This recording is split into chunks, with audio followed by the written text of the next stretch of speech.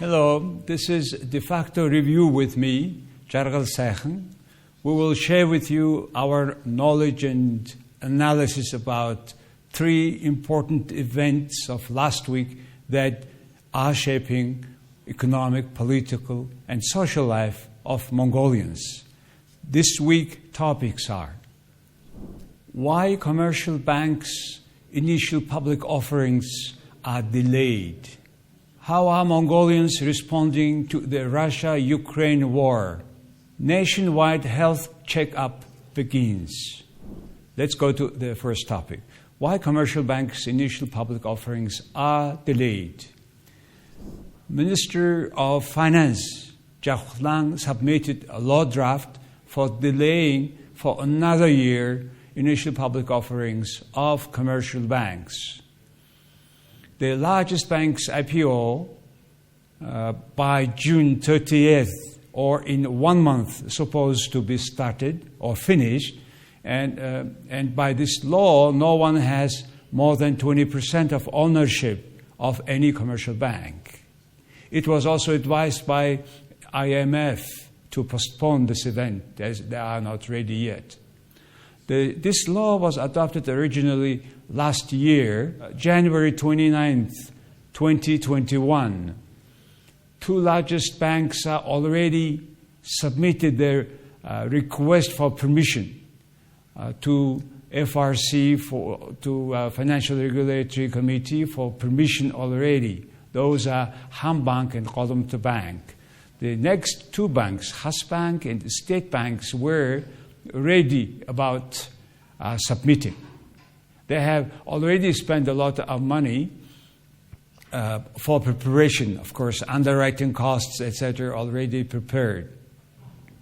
Then the question comes, why we are really postponing, or as a central bank governor, Thagwa Sureng, said, why we are extending all these things for another year.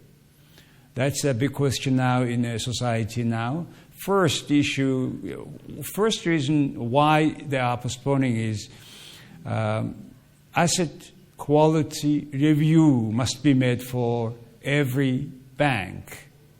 Why? Because they need a truly accurate value estimation of each price. An IPO price per share should be realistic. That's what is IMF advising. Plus, also COVID and war in Ukraine impact on asset quality, on economic situation, asset quality, including loans quality.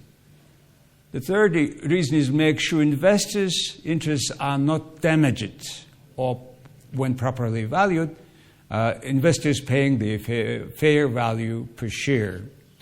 Expected total value of IPO of all five, at least commercial largest banks, is 500 billion MNT. Now, question is coming whether we have this money or not in the country. The lack of resources for domestic investors to buy bank shares.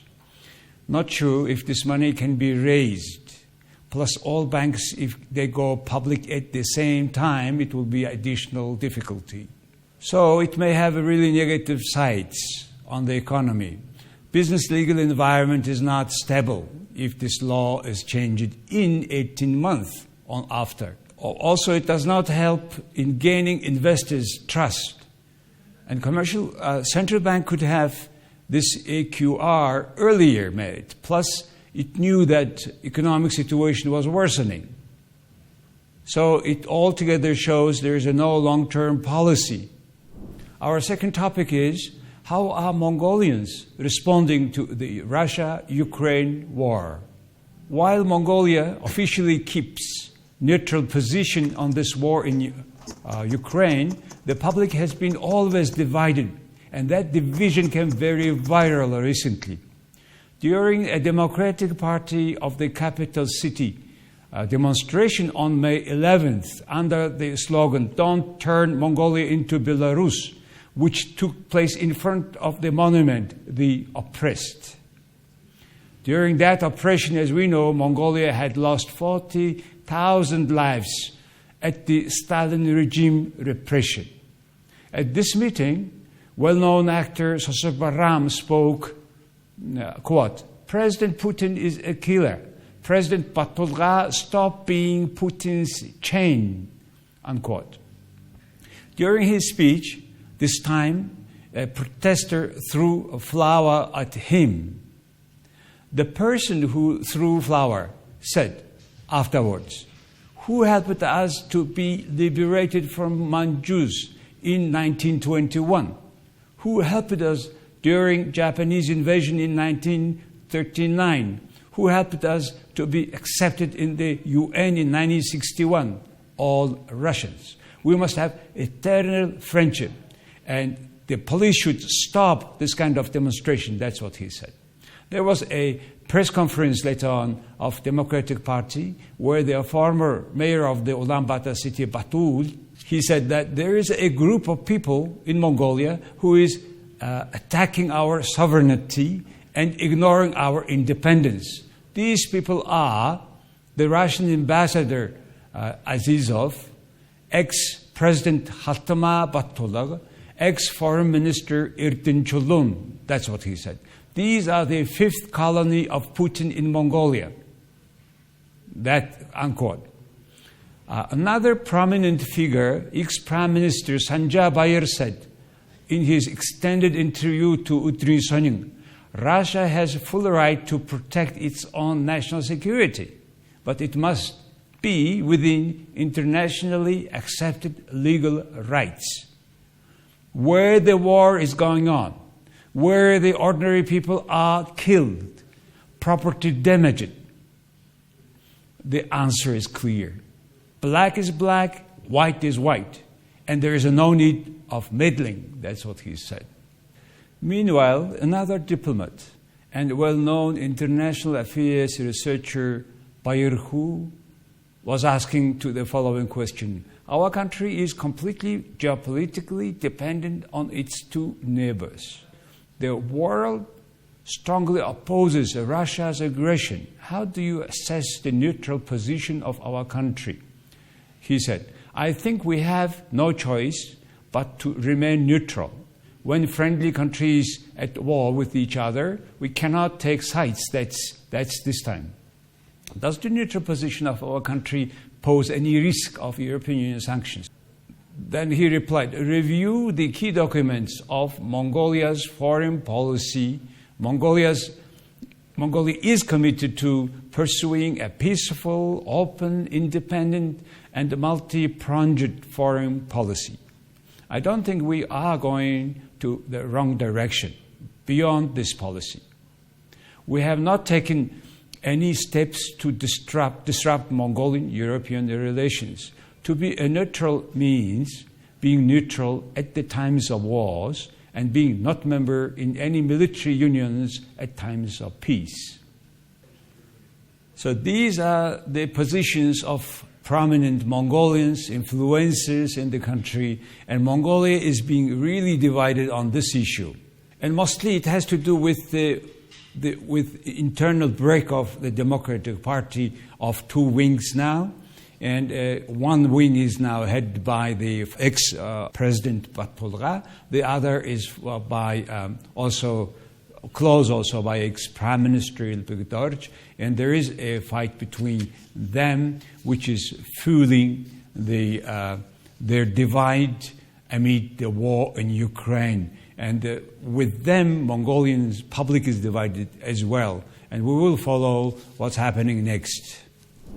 The third topic today is the nationwide health checkups begins. This nationwide preventive checkups and early detection campaign began on May 1st. Minister of Health Inkbold has that three goals we are pursuing. First, contribute to the post-COVID-19 rehabilitation treatment. Make it habit for every citizen to have regular preventive and early detection checkups. Reduce the incidence of 5 most common diseases in Mongolia. Medical checkups are being conducted in urban hospitals and mobile health clinics in remote areas. Adults are getting 19 types of checkups. children under age 18 are getting 6 types of checkups. In Mongolia, the leading causes of morbidity are gastrointestinal diseases, respiratory diseases, cardiovascular diseases, and urogenital diseases, injuries and poisoning.